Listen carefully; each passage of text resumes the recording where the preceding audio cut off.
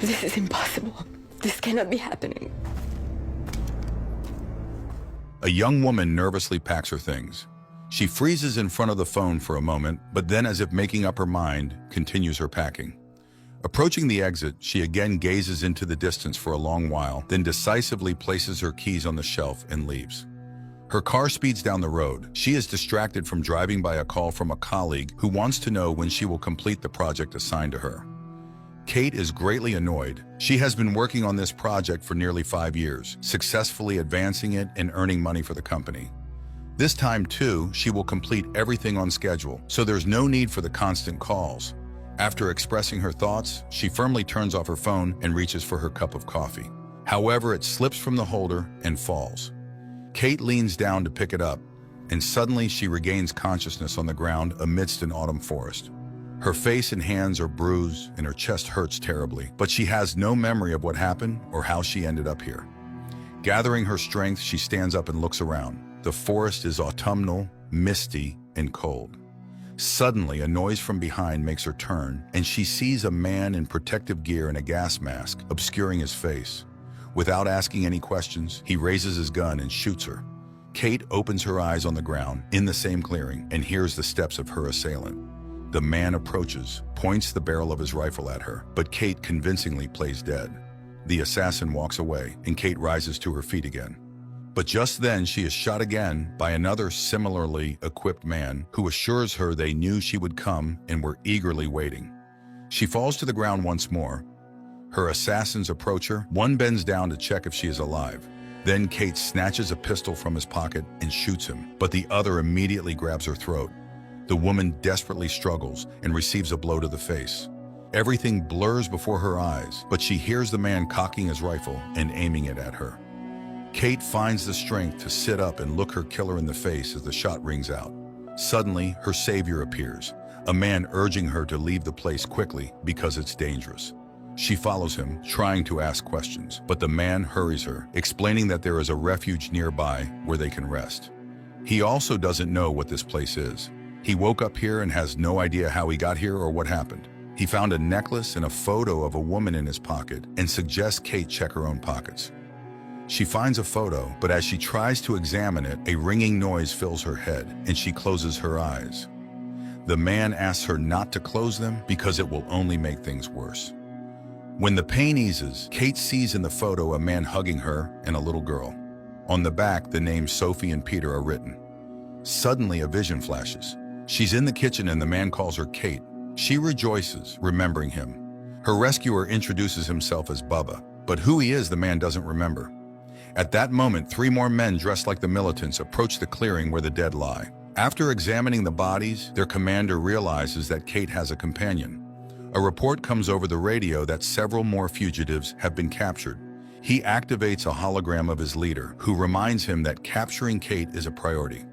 Her memory will return soon, and she will find what she is seeking. And then this place may disappear, and they with it. So the commander needs to hurry. Meanwhile, Bubba and Kate reach a spot in the forest where they can rest.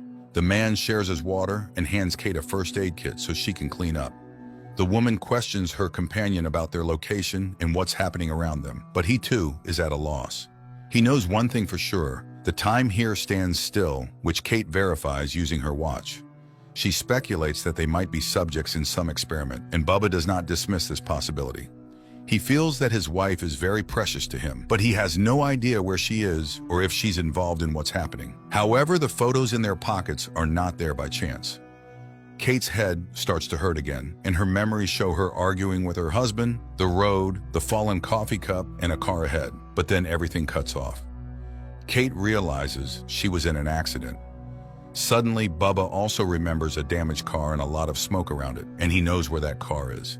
Kate is determined to find it, but Bubba wants to look around first. He hands her a gun and points in the direction where he saw the car. Having agreed to meet back here in a couple of hours, they part ways.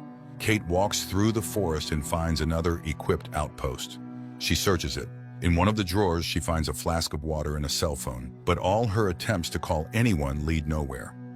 She sits down, starts examining the gadget, and suddenly realizes the photos and videos in the gallery belong to her family. She remembers the girl she was walking with in the park and a feeling of complete happiness. In one of the videos, her father asks her to mend the family relations because her husband loves her very much and is worried. Suddenly, Kate hears footsteps and sees a person in a suit, but she manages to hide before he finds her, leaving the phone in plain sight. As the surprised man examines the find, Kate shoots him. She takes his protective suit and ammo. Now, camouflaged as a combatant, she soon reaches a clearing where she witnesses the execution of 4 civilians by a squad of militants. Later, the commander contacts the leader, who approves the liquidation of the fugitives, but insists they find the woman. If her memory returns, they'll be in trouble. Meanwhile, Kate moves away from the execution site and suddenly comes across a protective barrier, invisible but painfully striking anyone who wants to leave the forest. In her head, Kate thinks this might be the edge of the earth, and humanity is subjects in an unknown experiment. She tries to circumvent the barrier but realizes there is no way through. She sits under a tree and cannot hold back her emotions. She is in pain and confused. Why did this happen to her? Her head starts to hurt again, and visions of the past flash by. Suddenly, she distinctly hears someone asking her to wake up. Kate gets up and walks in another direction, dropping the family photo. Militants appear, who find it and realize where she went.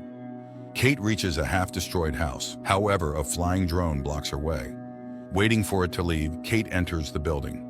She walks down a long corridor, checking the rooms, and climbs to the 2nd floor. Suddenly, Bubba appears and immediately shoots a militant behind her. But an enemy emerging from the other side injures Bubba, who then dies by Kate's hand. She tries to help him, but he asks her to leave.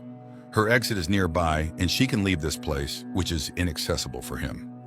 Kate says goodbye to him and moves on. She shoots several militants and proceeds further.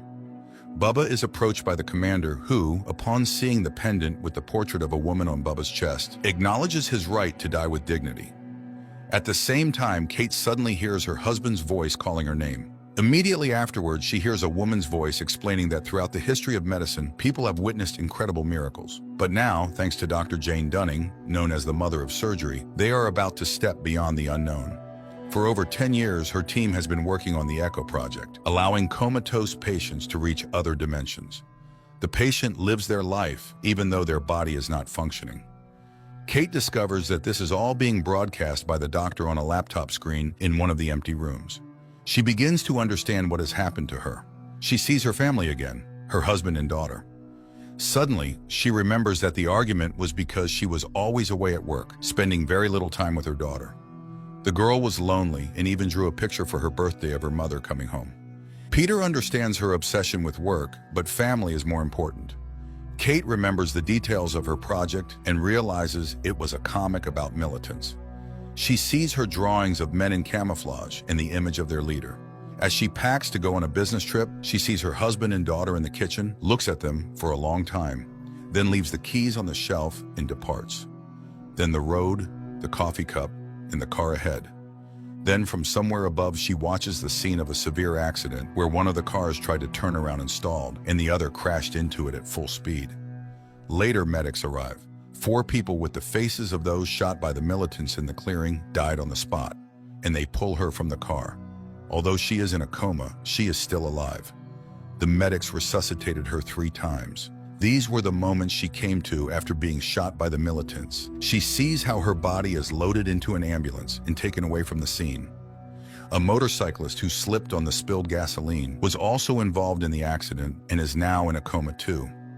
Back at the house, Kate hears the clicking of gun locks behind her, and turning around, she sees her pursuers. The commander admits that the situation is complicated. They need to keep her alive to survive themselves. Then at the hospital, her husband, keeping vigil by Kate's bed, sees her vitals begin to change threateningly. Her daughter holds her hand, and Kate slightly moves her finger. In the coma world, the militants open fire, but Kate doesn't feel the shots. She calmly shoots them with her pistol and walks away. Stepping outside, she sees the same misty forest, but now before her is a delicate bridge, crossing which the woman dissolves into the air. Years later, Kate lives in a secluded house outside the city, filled with antique items. One day, she washes dishes in the kitchen, then sifts through drawings of the misty forest, reminiscent of something. Then Peter arrives and immediately understands that something has happened to his wife. She starts asking questions because she suddenly realized that her life is going in circles. The same thing, no new events. What happened to her? Peter admits that he was warned this would happen. This is the third phase of the experiment supervised by Dr. Bubba. When he recovered from the accident, he volunteered to work with Kate, and now he has made unprecedented progress because he saw her there in the coma. They created a simulation where Peter could visit, and all this has lasted 21 years. Sophie has grown up, and they have a grandchild. Kate asks to thank Bubba for everything and begs to be let go. Peter exits the simulation. Kate walks into the sunlight and disappears as her husband turns off the life support system. This is not a horror or thriller, but rather a gentle sci-fi, a film about love and loyalty and about the will and desire to live despite everything. It's exactly this that gives us, the people, the strength to continue. There won't be an end, but what awaits further?